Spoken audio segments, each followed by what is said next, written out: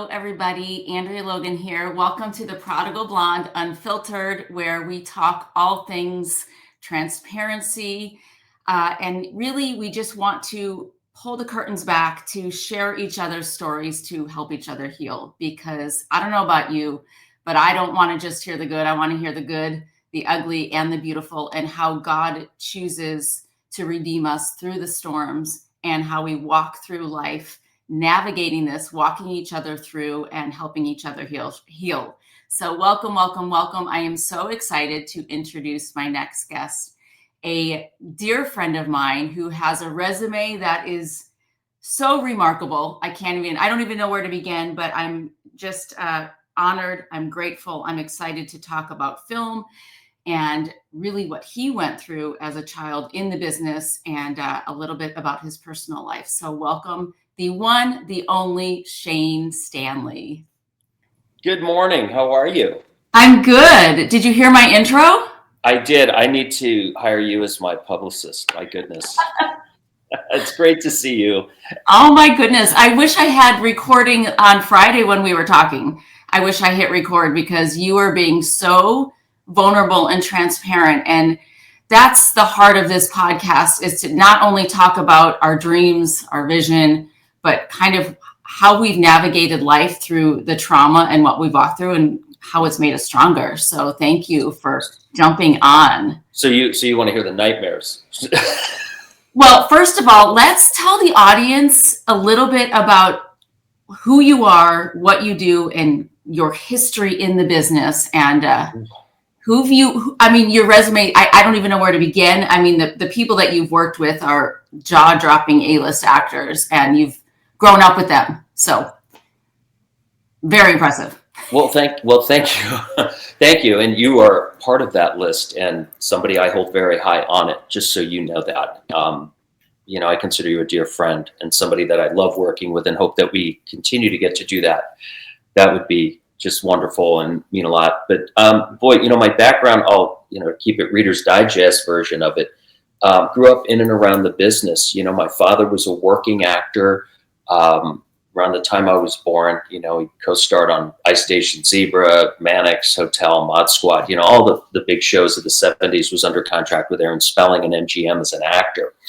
And I think I was 9 months old. I was chosen to be the Century 21 child, the baby in the family. It was a new Century 21 was a brand new real estate agency starting in the early 70s, and I was the baby in a whole series of commercials. So that got me started in front of the camera, and then it continued till I was about 9 or 10.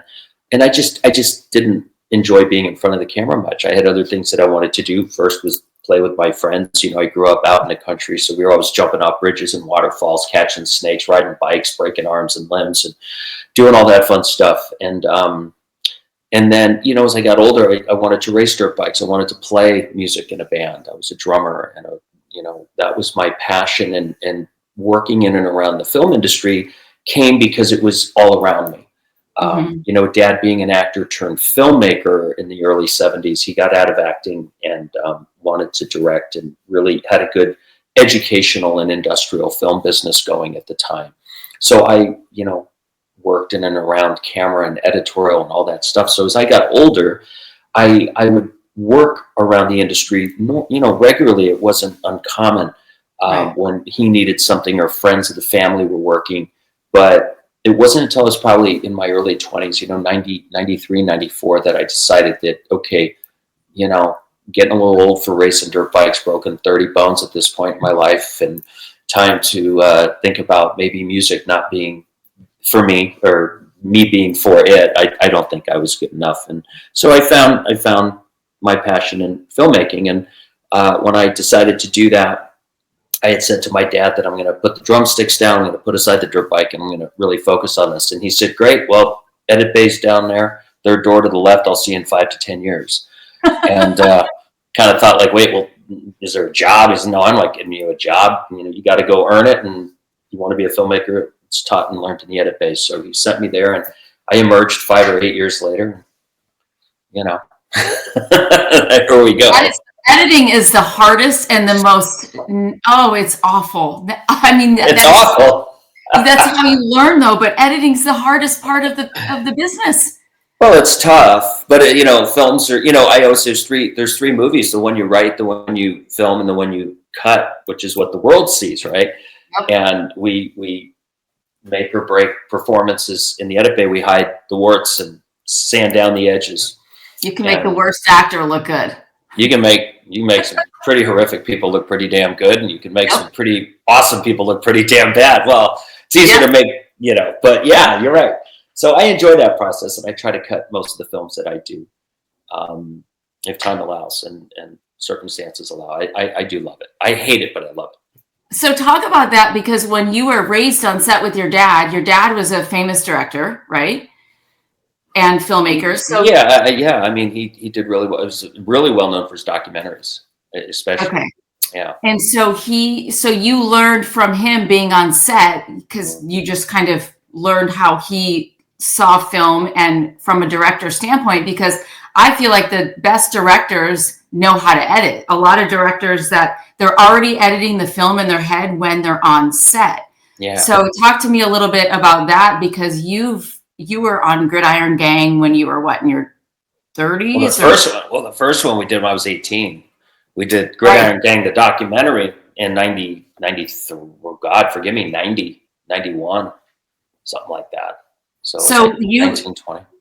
So you learned from early on kind of like what to look for and really how to shave days off, because you're on huge budget films, but you know how, like, you are incredible now and how to film something really quickly, get it shot, get it edited. So talk to me about that. Like, how did you go from that to where you are now? That's a great question. Coming up in documentaries, I think the first feature film I ever cut on my own was a full-length feature documentary. I cut it. It was an 18-month edit job. They shot 48 hours of footage in 2 weeks, and basically had no script and said, here, make a movie of it. And I think going back to what we started talking about, the edit bay is such an important place to learn what works, what doesn't. I wish to God writers, actors, camera, et cetera, spent time in the edit bay. I mean, I'd say to camera guys, I can tell on set. I literally walked to camera guys and said, you've never cut your own footage, have you?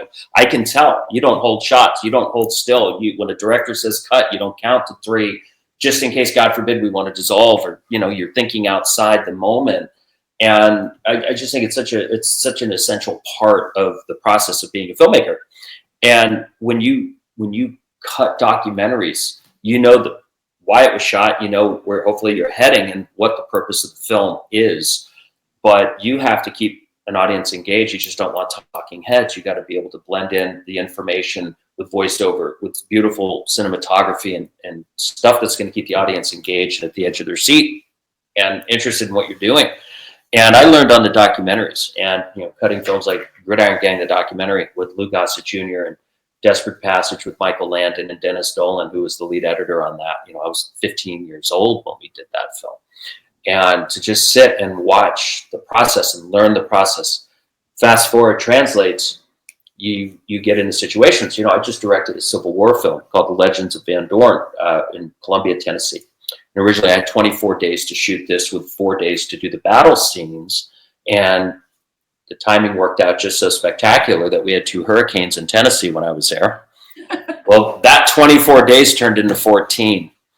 And they didn't take one scene. They didn't take one scene away from the schedule, and we came in on time, on budget.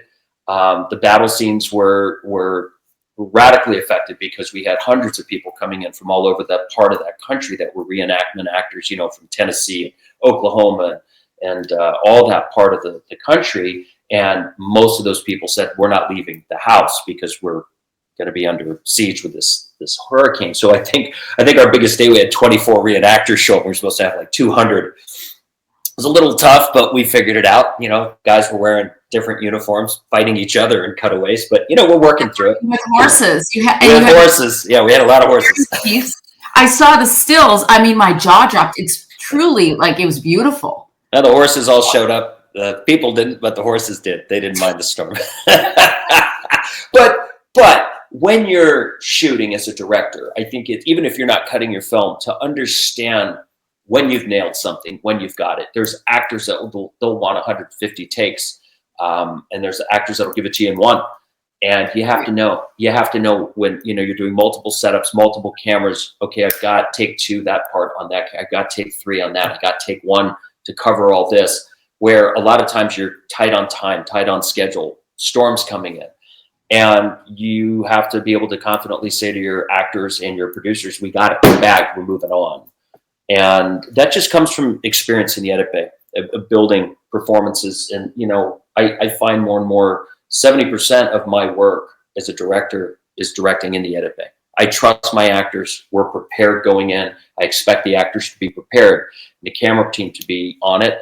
And if we all can hit our mark together on set, the real digging of the ditch comes in the edit bay. That's right. And I wanted to bring up the fact that, as a director, you essentially are the leader. You're like the ringleader of the whole vibe on set. And so I've been on sets where it's like they're on read, they're stressed, and it's like it just kills the whole set. Or the director's like calm.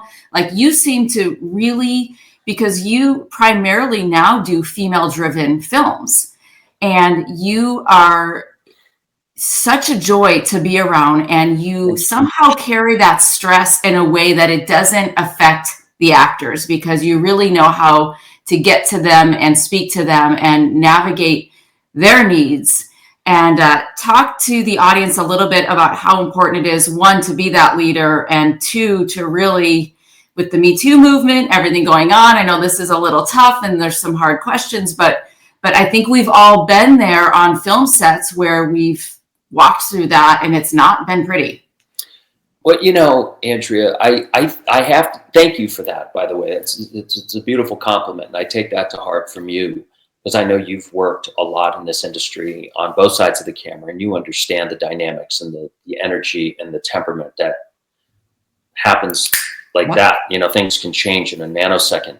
I got to tell you, who I really learned a lot from was Phil Joannou. He directed the Gridiron Gang version we did with Dwayne Johnson and Sony Pictures, and the remake of the documentary my father and I did. Phil, all he cared about was respect for the actors. In our pre-production meetings, he couldn't drive that home enough. Was everything we do on a set is going to affect the actors one way or another. Actors are vulnerable, they're sensitive, their barometers are out to here, they're in tune to everything. If you wear the wrong color shirt and you move, that's going to throw them off. If you carry a mood or a temperament with you, they're going to pick that up, and it's going to affect what they do. You hear a lot of actors say, well, this energy is not good, or it's negative energy and all that. Those aren't words that I like to subscribe to, but I understand it. And the one thing Phil really drove home was the importance of the respect to the actor on a set, because at the end of the day, that's what everybody's going to see. But it's those little pieces of the equation that are going to affect what everybody sees. And I learned so much from him, just watching him really make sure the crew stayed in line.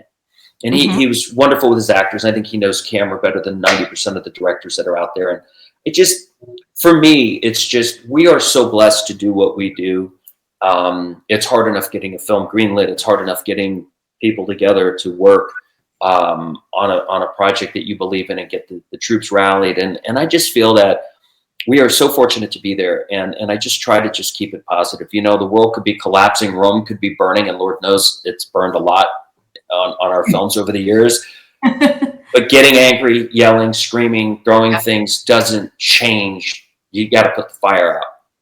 It doesn't help to fan the flames. And that's just something that I've tried to do. I've been on enough sets where directors have really fanned the flames of bad energy or bad temperament.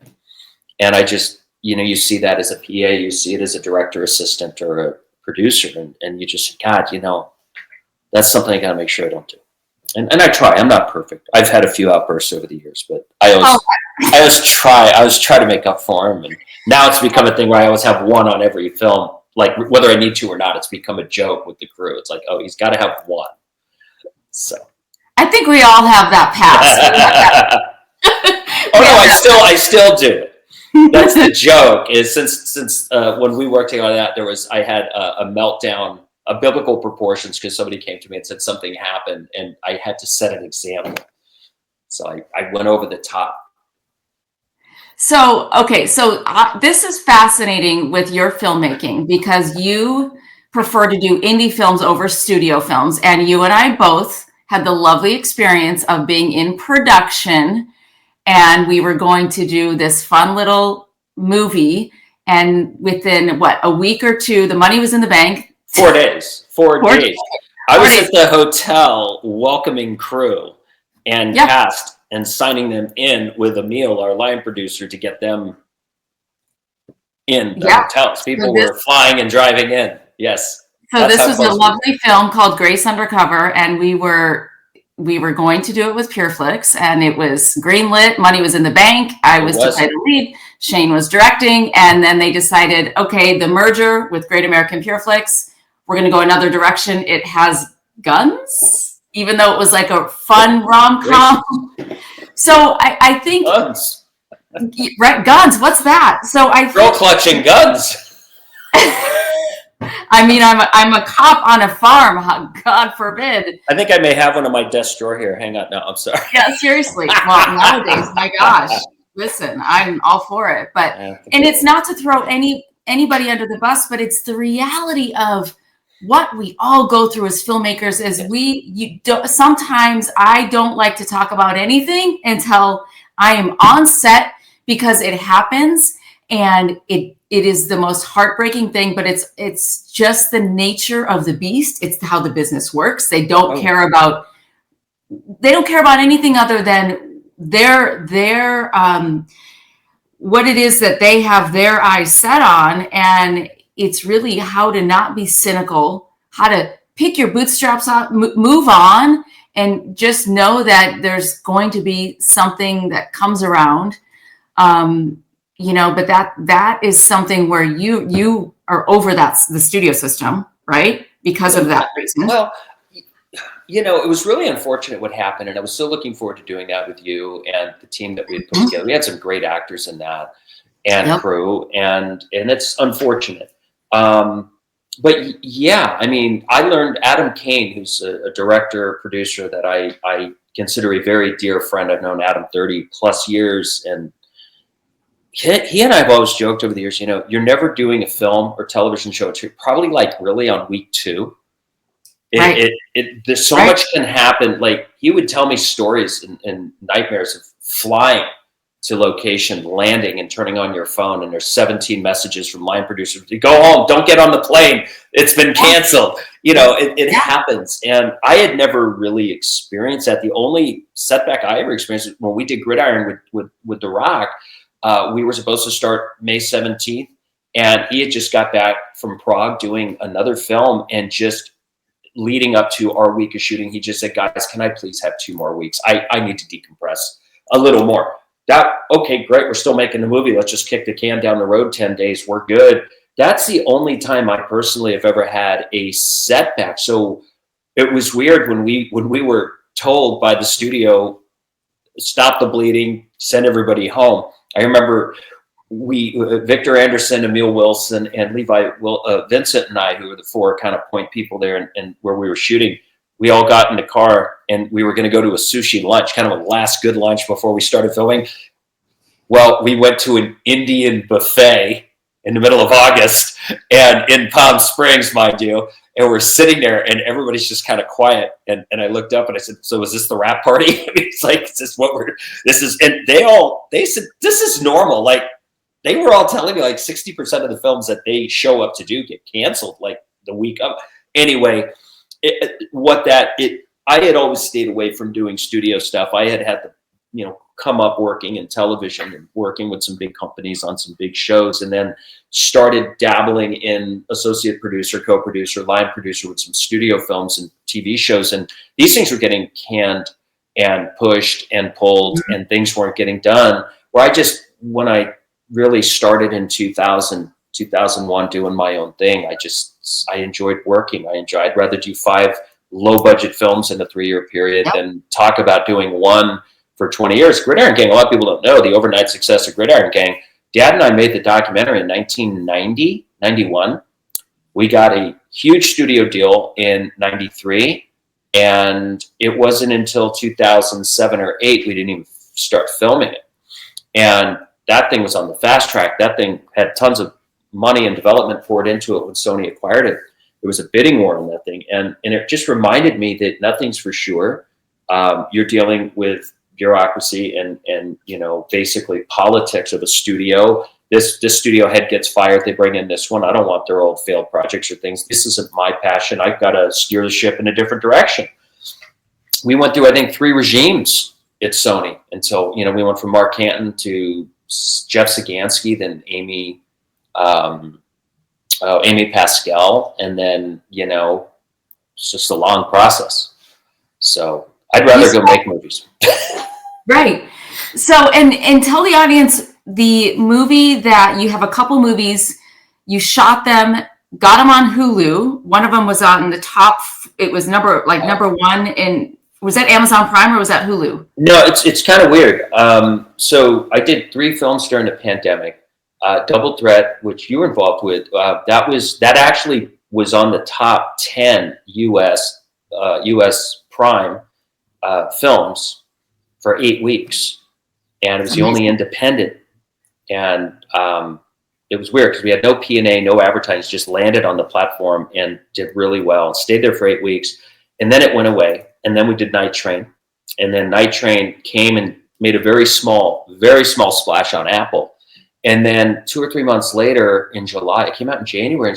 August of 23, it went to number 1 and stayed there for 5 weeks. It was the longest number 1 running film in Hulu's history, and I think quite a few streamers. And then just this last August, Double Threat made an international comeback. It was number 1 in 16 of 17 countries. It was seems like the top 5 watched movies in the world globally for Netflix in August of 23, going into September, and then it was 24. We're in 24 now. And then it was number 1 in 16 of 17 countries, only number 2 in Mexico. That was the only country that didn't go number 1. It was Mexico. It was number 2. I can't explain it. And these are the independent darlings that we do for very little. Yep. With friends and family that we love, and we just put our heads down and go make these movies, and it just seems to be where I enjoy being. It just is, and it has nothing to do with the chart success or whatever. It's about getting films done, doing things with people you love. You don't wait for permission. If I had a nickel for everybody who told me not to make Double Threat, I'd be funding the next one, but. There's something so special about that because it's the heart of filmmaking, because filmmaking looks, once it's on the big screen, it looks glamorous, but it is hell when you're on set and, who knows what conditions, in the heat, in the cold, and everything, doing your close-ups at 4 a.m. and you get 2 takes. I mean, we started guerrilla filmmaking as well, but there's something really sweet about it because you're doing it because you love it, not because it's fun and easy. Like it's the heart of filmmaking, and I commend you for getting back to your roots, because all the flashy actors and people, and let me tell you, Christian or not, I've been on sets and they treat the more famous actors different than, and I was on the receiving end of feeling like you're this big quote unquote Christian directors. And it's not for the faint of heart. And really, like, when it comes to knowing who you are on set, because I'm going to go there and ask some hard questions, but you've had some tough experiences with specific people growing up in your teens and shaping your identity, and how those storms kind of made you who you are today, because you're the most compassionate, loving. You make everybody feel, important. And that is something that I don't feel like, I'm sorry to say it, but enough directors do, because I think we all have these stars in our eyes of, you get to work with The Rock, and then you get to work with this. But at the end of the day, we're all humans with different things. We're all equal. Well, and thank you again. To me, I just, and I got to say, I learned that from my dad when he was working at a very high level. He would every morning take the time to go around and say hello to everybody. It didn't matter, like literally knew the guy coming to clean out the porta potties at 6:30 would wait for that guy. And it used to drive me nuts. It was like, what are you doing? He's like, well, so-and-so's coming by, I want to make sure I say good morning to him. I'm like, dude, you got 130 people. You got to Oh go my greet. God. Come on, man. And like, I'd at least be able to talk him into making some rounds, and then he'd see the guy show up and he'd run over but you know what? That goes so far, and we're all equal in the grand scheme of things. Amen. Whether you look at it from a God point or a reality point, we're all equal. And I realized in early on in my producing my own small films, everybody, not everybody, everybody on that set is essential to see the day get through. I don't care if it's a PA. I don't care if it's somebody emptying trash cans. I don't care if it's an assistant director or second, or whoever. And I realized that I learned it young, because you do work from small budgets and you work at a small level. You don't have the money to hire 150 to 300 people. So you hire 15 to 20, and you hope and pray those people can all wear multiple hats, including yourself. You have to wear, greatest experience I ever had. I did a film. I directed Shane Seymour in a film about 7, 8 years ago. And I was helping the crew unload. We were early. We were doing a night shoot. We were there about 4 o'clock. Sun was a couple hours away from grip truck was there. I miss getting my hands dirty. I like futzing with C-stands and reflectors and all that shit. So I'm in the van talking to the guys, and being one of the camera guys are in there. All of a sudden, Jane Seymour comes in and she drops her bag. She starts coming into the van. I'm like, what are you doing? She goes, you think I'm going to let the director do this? I'm jumping in too. And I go, no, we're just chilling. We're just like, and she was like, she's the same, Jane's a serious producer and does some amazing stuff. People don't realize the things that she's done as a producer, but it's contagious. Jane shows up, and instead of going into the trailer, get hair and makeup, she drops her stuff and comes over, starts helping with C-stands and reflectors and camera gear. It was really kind of cute. But I just, it's contagious. And I just think when we show up and we ask people to do things, we have to be willing to do those things ourselves. We should have done them ourselves, and we need to be able to help. And the kind of rule we have on a set is don't stand around and look and wait to work. Look around and see who needs help, because we can all get through the day faster. The time's going to come when you need help, and because you dropped what you were doing and helped a different department, and a lot of these union IATSE shows, you can't do that. Mm-hmm. And that's another reason I really enjoy the independent world, because it's nice to know that when production design or your set deck and those people are done, and there's a problem with light, some of those people can throw on some gloves or a tool belt, and they can help. And it develops a different mindset on a set that I personally prefer. Yep. Yeah, I love it. And your humility is infectious, let me tell you. And since I've known you, you've never strayed. You're always willing to connect this person with that person, and you want everybody to win. And that's why I adore you, Shane. Well, thank you. And I feel blessed. Somebody made a connection. I got to meet you, and that's how we do this. This is a small community. This is often it's about helping people get to that next level, or requiring people to help lift us to the next level. And I think we've done that for each other in our career. I know you've helped me in ways that I can't even begin to express. And it's about helping one another. And that's, you hope that kind of gets back into a normal humanity. Right. Here's hoping. Seriously, enough with the division. Like, we all come from the same. Last time I looked, it started with Adam and Eve. We all just kind of went from there, right? Yeah. So future, what's in the future with Shane Stanley, filmmaking, dreams, visions, goals? Like in a perfect world, what does that look like? Well, I would want to work with you again. That's paramount, and I mean that from the heart. We got to come up with an excuse to work together, and I know we're working on it. We are working to do that, and that is something that's important to me. So I do say that, and that is no ass kissery. That is just the truth. I love that. What's next? I'm wrapping up this Civil War film. I'm going to be on this till probably the end of January, realistically. The cut's going great. I hope to have that locked up before too long, next couple of weeks. And then what's next? I have a couple things. We all have things in the hopper. what I've learned is it never turns out the way you think it will. You can Yep. have 3 films on the docket for this year or the next 2 years, and you'll do 3 films that not have anything to do with those. So I'm one of those kinds that are open and receptive to what comes.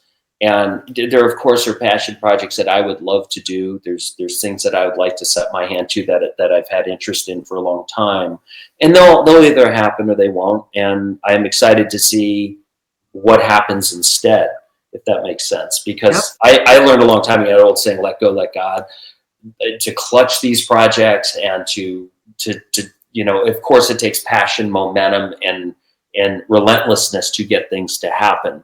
But it's amazing what also happens during the year or your time. And so I'm just excited about what's next, and it's unknown sometimes. And I love that. There's nothing wrong with that, and what we do. Yeah. It certainly throws you curveballs, but it's always unexpected blessings. Yes. So if you had one little piece of advice for people that are trying to navigate this business and they are weary, they may be questioning, their purpose in this business and feeling like, because it's a very cutthroat business. What would you tell? And you do teach filmmakers. You also volunteer your time and you teach, so you give back to the community and to aspiring filmmakers and actors, which we need more of. Thank you for that.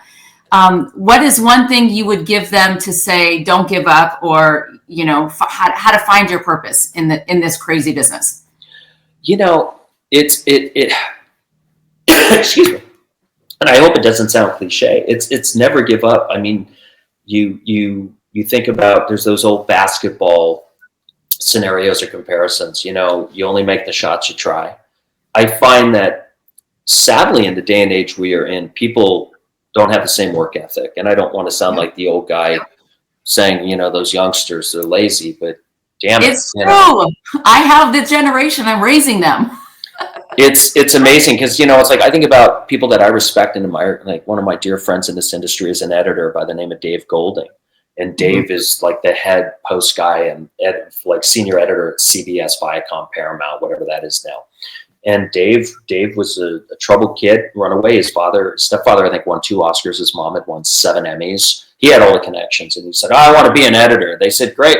Dad picked up a phone, called Color Form or Color Time, and said, you got a job every day after school. You're sweeping floors. Oh, and they don't pay. And he went for a year and swept floors, and then they finally bumped him to assistant editor or apprentice. I think he was making $2.18 an hour for like 2 years.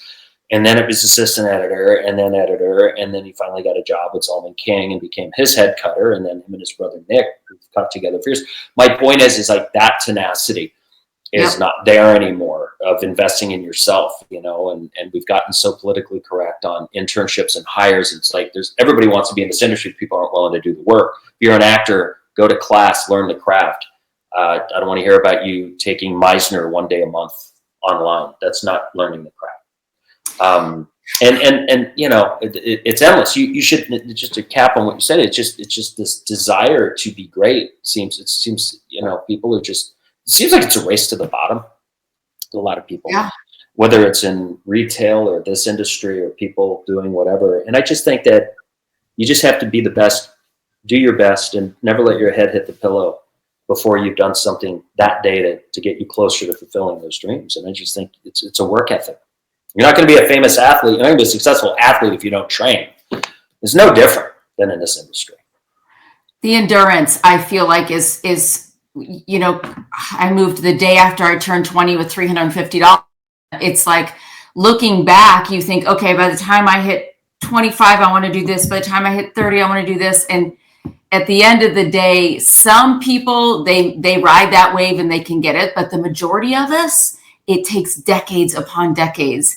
And more, I think there's more failure than there is success. And that's what people don't see in the bigger scheme, is that we have a lot of no's, a lot of failures, a lot of years where we're questioning, do we do this another year? I mean, how many times have we all said, I'm throwing in the towel, I'm done, right? Every day. same thing. Yes. Well, I'll tell you, you know, one thing that I try to instill in actors, would-be writers, directors, producers, filmmakers, learn, you know, there's always that, what's your plan B? What's your Yep. second option? I don't think your plan B should be in a different field. I think your plan B should be in this. If your desire is to be a successful screenwriter, director, filmmaker, or actor, do you want to go sell insurance in a cubicle? Do you want to go sell vacuums door to door? Or do you want to work in this industry? And what I try to really, really push on people is, if you truly want to be successful in this industry, then learn other crafts in the industry. I was able to support myself as a camera operator, as an assistant camera, as an AD, as an editor, as a sound man. You know, the list went on and on, because I wanted to write, direct, and produce ultimately. I made a living, paid my rent, made my car payments, and put food in my fridge doing a dozen other jobs, because I would call people and say, I need to learn. I want to be on a set. I don't care if you're not paying today. And I did every job imaginable. Neil Moritz, who's a big producer in town, I went to Neil 100 years ago and said, I want to be a producer. I want to be in this industry. What's your advice? He goes, you didn't go to film school. Your contacts are minimal. He was doing the film Volcano with Tommy Lee Jones at the time. He came back in and threw me the budget. And he said, learn every job in that budget. It's like 70 pages long, learn every job. And I went down and checked the box and said, okay, I've done catering.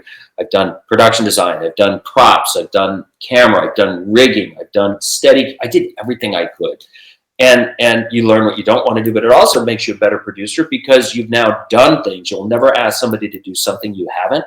And when you budget or you schedule something that needs to be done, and you ask a cinematographer or a gaffer, how much time and bodies do you need to do this? You've been a part of that team. You know if you're getting lied to, if you're getting smoke blown up your nose because, oh, well, that's going to take us 5 days and need 20 guys. It's going to cost you $100 grand. Like, wait a minute, I've done this work before. I could do it with 3 guys in 2 days. And that just comes because you've physically done it.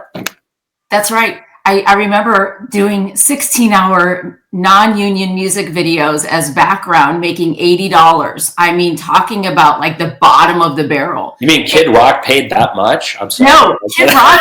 I did the Kid Rock video. What was it? The American one, the All-American Badass. Yep. And I was right next to him. I want to say I was a featured, whatever you call it, featured extra. Yeah. So I probably I think I got 500 a day, but this was in like 1990. American Badass should be your theme song, your ditty when you start your show. And My name is. By the way, Bob, I love you, Bob. You love Jesus now. Come on my podcast. But yeah, that was back in the day. It's like you realize, you know, you are nobody. And I think the people I love the most is the ones that, no matter what kind of success you have, at the end of the day, we know who we are, right? And you know, we don't idolize anybody other than this one. But that's Shane, thank you so much. And thank you for having me. Yes, I want to do a part 2 where we get into the down and gritty with some other conversations we've had. And only if we call it part 2. Part 2. Yes. Dude, and was it like a Naked Gun part 2? It was like DEUX or something. That's what we're going to do. Yes. And you have to play American Badass as the entrance. That's for you, though. Perfect. I'll wear my American flag sequin skirt and white cowboy boots. And we'll come, and you can have a cigar. And we'll throw midgets. Oh my gosh, I love it. Can I say that word? Yeah, seriously. I think I can again, right? Yeah, let's do that. And I'd be honored anytime. Thank you so much, Shane. I love you, dear friend, and I can't wait to release this and just continue to shine and be Shane Stanley, the one and only. Thank you, Andrea. Well, I appreciate you, and I look forward to us doing something this year. Let's make sure. Likewise, I can't wait.